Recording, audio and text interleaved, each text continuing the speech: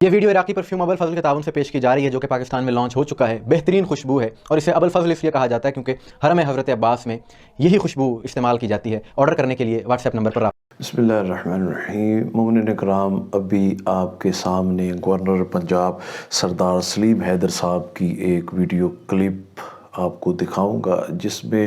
آپ کو وہ سیاسی شخصیت ہیں، ان سے سیاسی طور پر اختلاف ہو سکتا ہے، لیکن جیسے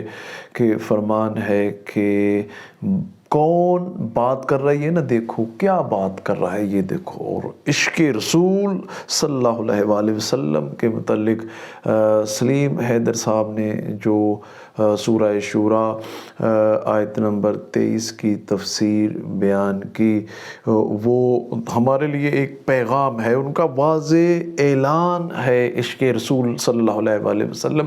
کیسا ہونا چاہیے، آپ پہلے اس ویڈیو کو دیکھیں، پھر میں بتاتا ہوں آپ کو۔ حاضر ہوئی اللہ آکھا کہ میرے رسول ان سے کہہ دو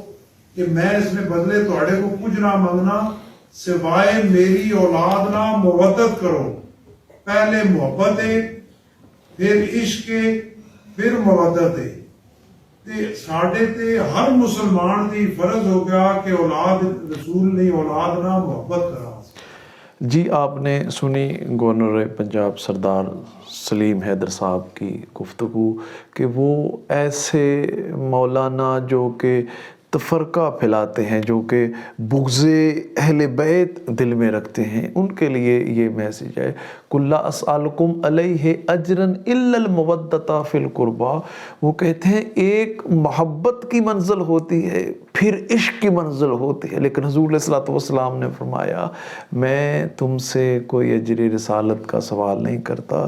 میرے قربا سے محبت کرو۔ یہ پیغام ہے وہ ملا جو کہ محفل میں اگر ذکر اہل بیت ہو جائے، اگر کوئی اہل بیت کے فضائل بیان کرے، جو کہ اللہ تعالیٰ کا حکم، اللہ تعالیٰ کا پیغام حضور علیہ الصلوۃ والسلام نے جو قرآن مجید کے ذریعے سے امت تک پہنچایا کہ میرے نبی کی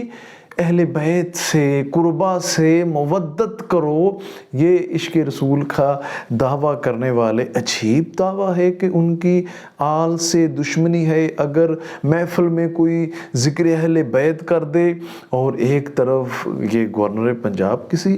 مدرسے کے پڑھے ہوئے کوئی عالم تو نہیں ہے، لیکن یہ ان کی اپنی معرفت ہے، اس سے آپ سیاسی طور پہ میں بارہا کہہ چکا ہوں کہ آپ اختلاف کر سکتے ہیں، لیکن حضور علیہ الصلوۃ والسلام کا عشق جن کے متعلق ہمارا یہ دعویٰ کہ ہمارے والدین قربان ہو جائیں، ہمارے بچوں سے، ہمارے گھر والوں سے زیادہ عزیز ہیں ہماری حضور علیہ الصلوۃ والسلام، اور ان کی آل سے اگر کوئی کسی محفل میں محبت کا اظہار کر دے تو اس کو عجیب قسم کے الفاظات استعمال کیے جاتے ہیں۔ اور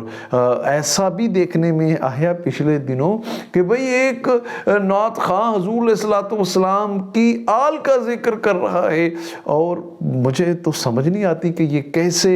اہل بیت سے محبت، حضور علیہ الصلوۃ والسلام کی محبت کا دعویٰ کرنے والے ہیں کہ اگر ان کا ذکر ہو جائے تو وہ شیعہ ہو جاتا ہے اور اس کو محفل میں ذلیل کیا جاتا ہے، جبکہ پھر فرمان تو یہ بھی ہے نا کہ تفرقہ میں نہ پڑو، بھئی تمہارے سامنے اسلام ہے، سلامتی کا دین ہے، تمہارے سامنے اخلاق ہے، حضور علیہ الصلوۃ والسلام کا اخلاق ہے۔